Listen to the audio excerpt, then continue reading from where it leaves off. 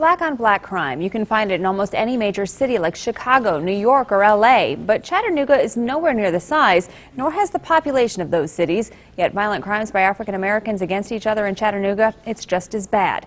In part one of his special report, Eric Avenier takes a deep look into black-on-black crime and its effect on the African American community. He joins us live in the studio to explain. Eric.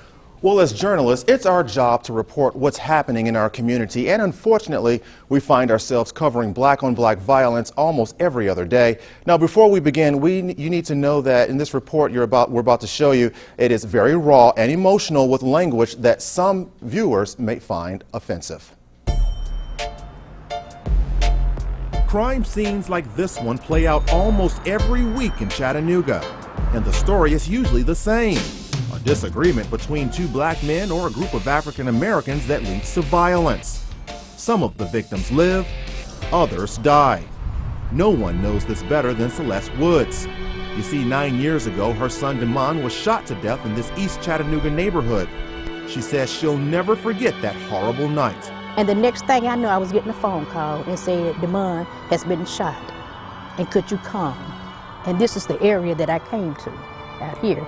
And when I came, there he was, the rope was taped around, and he was lying face down in the street.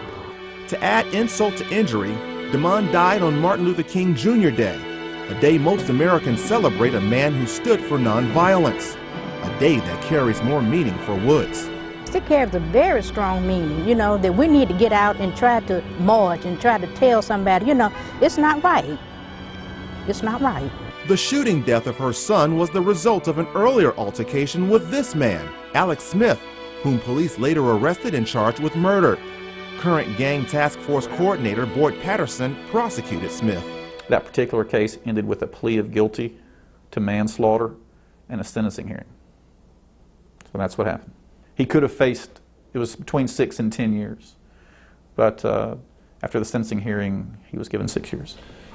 Authorities say much of the violence playing out is gang-related.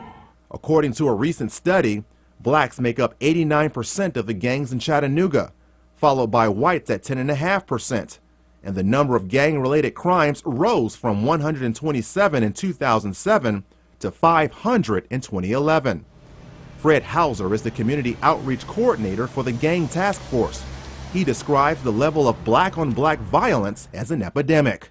And we're seeing so many black children and mid-age black males and older ones that are being murdered as a result to gang violence and other kind of violence. So why are we seeing more violence within the black community? And how does a disagreement quickly escalate to the need to attack or shoot someone?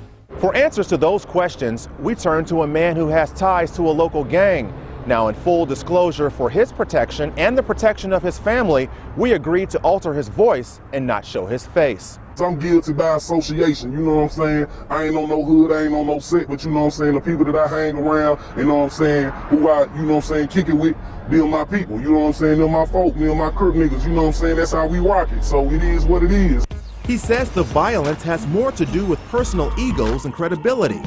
Nowadays, you gotta go through more to prove yourself as a man and stand your ground as a man. So a lot of the times, you know, it get carried away real quick, and that's how a lot of this violence and the gunplay coming about.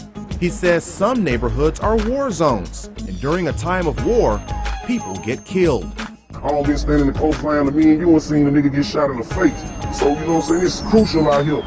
He also wanted to make it clear to young children to do something with their lives, to become a part of the solution and not perpetuate the problem. Living this gangbangers lifestyle and the things that come with it, it ain't gonna get you too far, and it ain't gonna get you established in life the way you need to be.